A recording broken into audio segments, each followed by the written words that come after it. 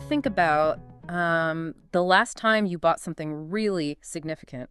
Like a house or a car. Yeah, or even in a business context, right? Like not just a coffee, but a serious investment, like a massive software platform for your team, maybe a fleet of company vehicles, or, retaining some specialized consulting Oh, firm. right. High stakes stuff. Exactly. Did you just wait until you were entirely ready to pull the trigger before you started looking around? Or were you quietly checking out options, maybe scraping through industry forums, reading third-party reviews, and cementing your own opinions long before you ever clicked a contact us button? I mean, I definitely do the research first. Everybody does. Right. And our mission for this deep dive is to explore that exact fundamental shift in how we make decisions. We are examining how to navigate a landscape where, honestly, traditional marketing has just been totally flipped on its head. Because we're operating in a reality where the old playbook, shouting your value proposition at the exact moment a prospect realizes they have a problem, is just dead. Completely dead. Yeah. If you haven't already earned their trust in the margins of their daily digital routine, you don't even get invited to the negotiation table. It's just too late. So true. And our guide for unpacking this today is a massive July 2026 report from BusySeed. It's titled The Power of Presence: How to Be Seen Before Buyers Are Ready in 2026. It's a great read. Really dense, but great. Super dense. And we've cross-referenced this with a whole stack of supporting data from Gartner, Forrester, HubSpot, Nielsen, and Edelman. But before we get into the tactical execution, there is a data point in here that radically reframes the entire B2B landscape. Oh, I know the one you're talking about. Okay, let's unpack this. According to the 2024 Forrester data, 92% of B2B buyers enter the buying process with at least one vendor already in mind. 92%. That is wild. It's huge. And the kicker, 41% have a single preferred vendor selected before formal evaluation even begins. So nearly half of your potential market has made up its mind before the RFP is even drafted. The race is literally over before the starting gun fires. Right. It means the modern buying journey operates like a rigged election. Oh, I like that analogy. Yeah, imagine you're a candidate out there campaigning, right? You're shaking hands, printing glossy brochures, buying up massive digital billboard space, and you're operating under the assumption that you are fighting for undecided voters. But they aren't undecided at all. Exactly. The reality is the polls haven't opened, but the winner has essentially already been chosen in secret. The ballots were cast weeks ago in the shadows. What's fascinating here is how that connects to the underlying behavioral shift that's driving those shadow ballots. Like, the March 2026 Gartner survey provides the missing context here. Yeah, the rep-free experience data. Exactly. 67% of B2B buyers now demand a completely rep-free experience. Which means they don't want to talk to sales at all. They absolutely do not. Buyers are aggressively self-directing their research now. I mean, they have access to immense unfiltered data streams. They actively avoid being sold to because, well, they prefer the autonomy of discovery. Yeah, nobody likes being pitched. Right. So if a brand structures its entire growth engine around waiting for a prospect to voluntarily fill out a lead capture form, they are fighting a losing battle. The buyer has already consumed the content, they've verified the claims through back channels, and they've formed an unshakable preference. So then if the actual decision happens in the dark, months before a buyer reaches out, how does a brand actually get into that pre-selected VIP group? How do you win a rigged election? Yeah, how do you win a rigged election?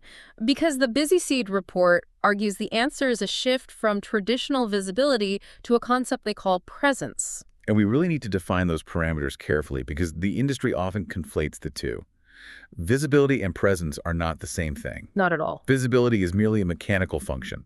You bid on the right keyword, your ad renders on the screen, or your site ranks for a specific query. You exist in the user's field of view. It's basically table stakes at this point. Exactly. It's just table stakes. Presence, though, is a psychological footprint. A psychological footprint. I love that phrasing. Yeah, it means when the buyer sees your brand, they instantly attach credibility, context, and trust to it. The text actually breaks this down into 4 foundational pillars. Right. It was visibility, authority, consistency, and performance. Spot on. Visibility gets you in the room. Authority proves you belong there. Consistency builds the habit. And performance ensures the system actually drives revenue. Okay, but here's where it gets really interesting, because I want to challenge that third pillar for a second.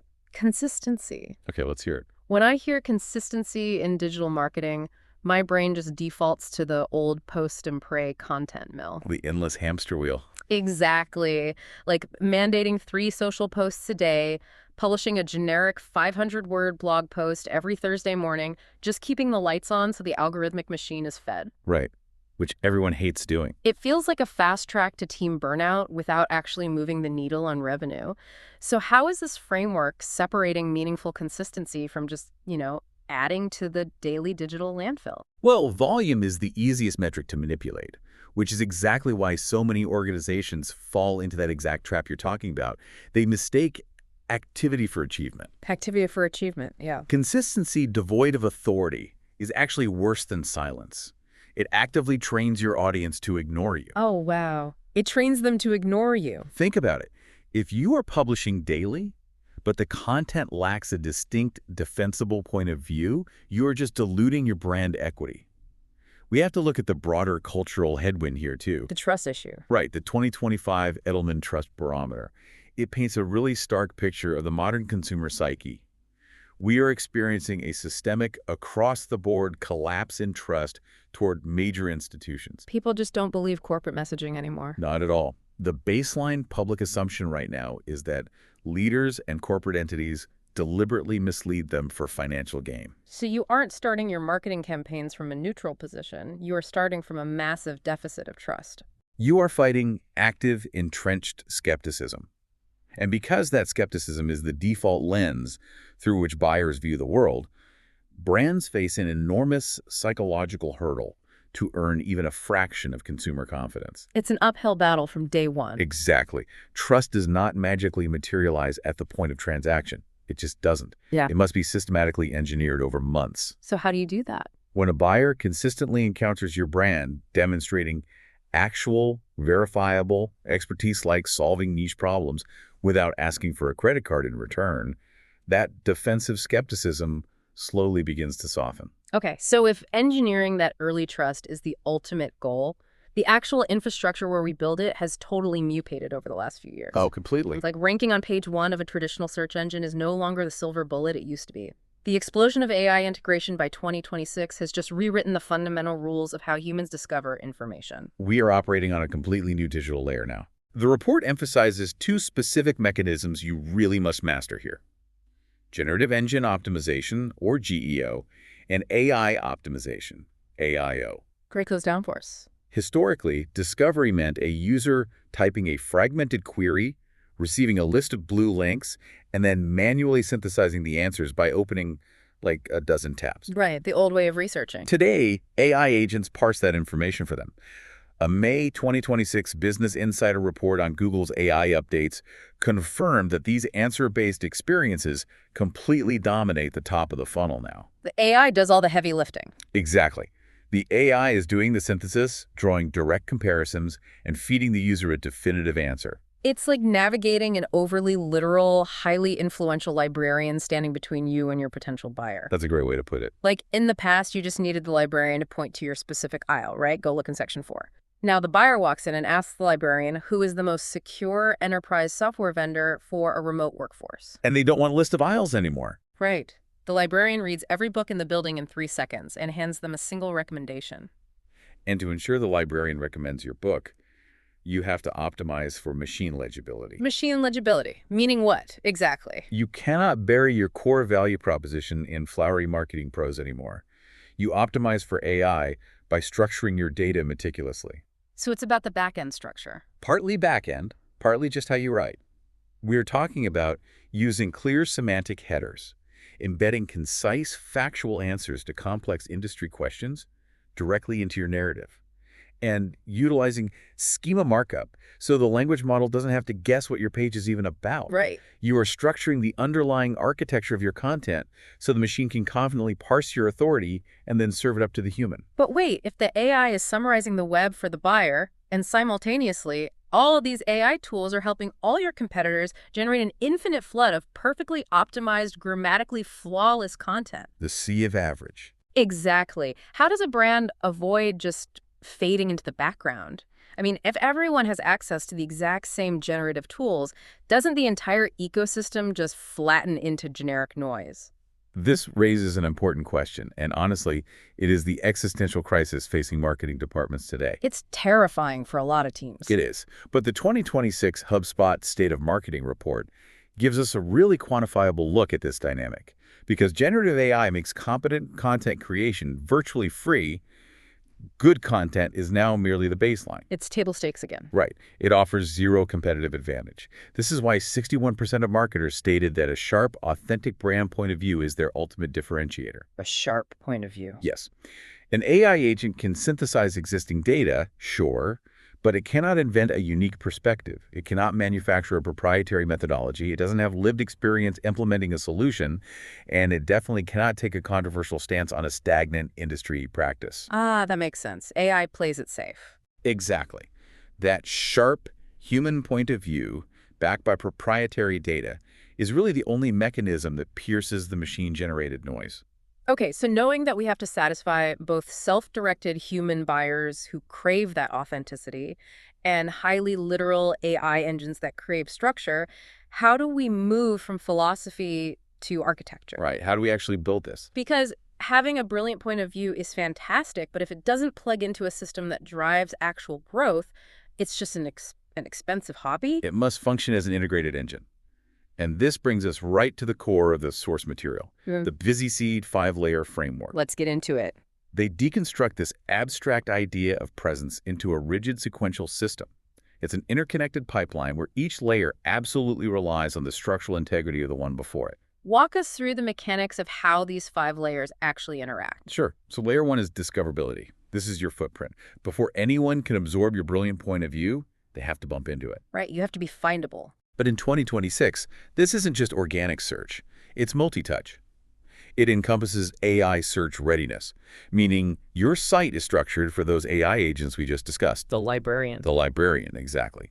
It also includes local search dominance, targeted paid media acting as a catalyst, and dark social amplification.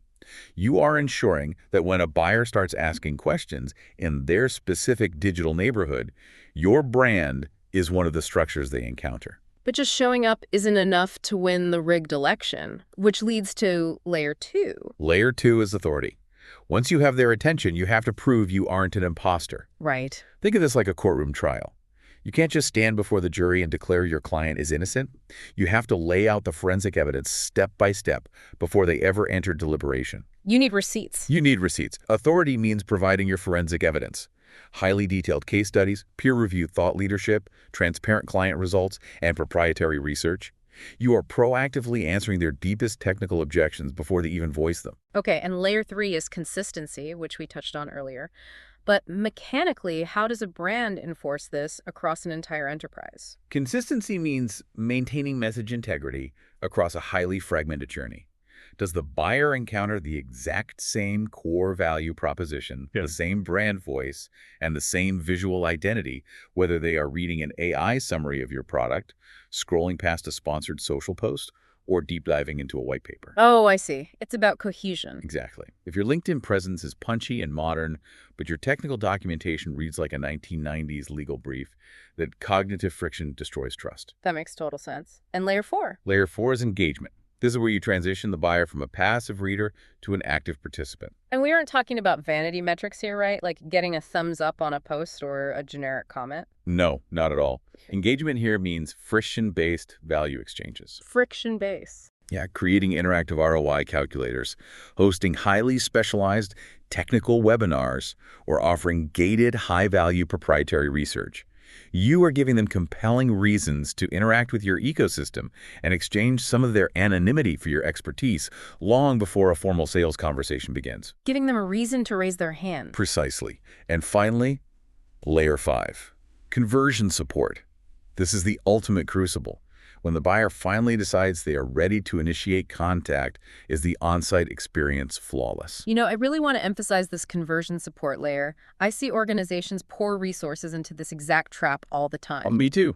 It's painful to watch. Executing the first 4 layers perfectly and ignoring the 5th is the equivalent of a city spending $200 million to build a magnificent state-of-the-art suspension bridge and just forgetting to build the off-ramp. Yes, just drive right off the edge. Exactly. You have thousands of highly qualified buyers zooming along, impressed by your authority and consistency, and then they just drive straight off a cliff because your landing page takes 6 seconds to load, or your lead routing system is broken, or your primary call to action is buried behind a terrible user interface. It's the worst. The source material is very explicit about this, too. A formidable off-site presence paired with a degraded on-site experience is corporate self-sabotage. You successfully rigged the election, but you locked the doors to the polling place. If we connect this to the bigger picture, what you are describing is a total breakdown in compounding performance. Compounding performance, right. The architecture of the 5-layer framework dictates that each touchpoint must actively strengthen the next.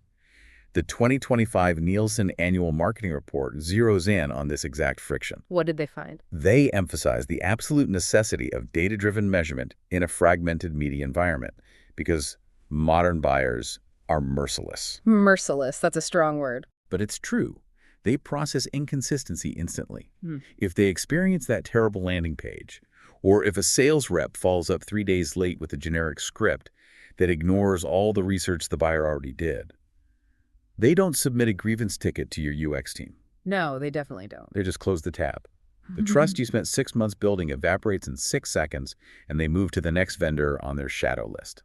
So the punishment for friction is immediate abandonment. Exactly. But if the final measurable click on your website isn't the whole story, and the research proves that the earlier invisible touch points are what actually drive the decision, Yeah. how do we track this? That's the $1 million question. Right. How do you prove to a board of directors that this compounding effect is real without just asking them to trust the process? Because relying on blind faith is a great way to get your budget cut. Absolutely. You have to measure a symphony of signals rather than obsessing over a single, isolated metric. The BusySeed methodology tracks presence through a matrix of leading and lagging indicators. Well, they measure branded search volume. That's the velocity at which people are typing your specific company name into search bars. They track organic share of voice against core competitors. They monitor how frequently your brand is explicitly cited by AI answer engines. No, that's smart. But the most robust mechanism they deploy is tracking assented conversions. Okay, so what does this all mean? I'm going to play devil's advocate for a second here. Go for it. To a CFO or a VP of sales who's holding the purse strings, terms like share of voice or brand velocity, they sound dangerously like vanity metrics. They do, yeah. So how do we assure you, the listener, that tracking branded search actually translates to real business performance and isn't just a colorful chart designed to make the marketing department look busy? That pushback is inevitable, and surviving it requires fundamentally re-educating leadership on how to read attribution data. Okay, how so? Branded search is the ultimate anti-vanity metric. Think about it. If a buyer's search behavior evolves from querying a generic phrase like logistics routing software to actively searching for your brand's specific logistics module, that is quantifiable proof of unprompted awareness. Because they wouldn't search for it by name if they didn't already know it. Exactly. It means you occupy real estate in their brain. But the airtight defense lies in assisted conversion data. Multi-touch attribution models map the entire historical journey of a closed-won deal. It illuminates the shadow journey. Exactly. An assisted conversion tracks the invisible labor. Let's say a technical buyer reads your foundational white paper in March, attends an engineering webinar in April, and then clicks a retargeting ad in June to finally request a demo. Okay, pretty standard journey. Right. But a flawed last-click attribution model gives 100% of the credit to that retargeting ad. It tells leadership that ads are the only things that work. Which is completely misleading. Assisted conversion tracking corrects this illusion. It proves that the white paper and the webinar carried the buyer 90% of the way there, and the ad was merely the final vehicle. It physically connects early visibility directly to closed revenue. It proves the bridge is structurally sound, from the on-ramp all the way to the final destination. Spot on. The core takeaway from diving into these sources today is a massive shift in risk assessment. You know, the biggest threat to your business isn't necessarily having a bad product or even aggressive pricing from a competitor. No, it's not. The existential threat is waiting until the buyer is actively ready to purchase before you introduce yourself. If you are waiting for them to raise their hand, you have already lost the deal. The rigged election. Exactly. Presence builds familiarity. Familiarity builds trust, and trust is the only currency that makes action easier. I completely agree. And I want to leave you with a different angle to consider as we close this out. Oh, let's hear it. We've talked extensively about optimizing this trust-building engine for human buyers. Right. And the AI agents that summarize data for them. Yeah. But look at the trajectory of these tools.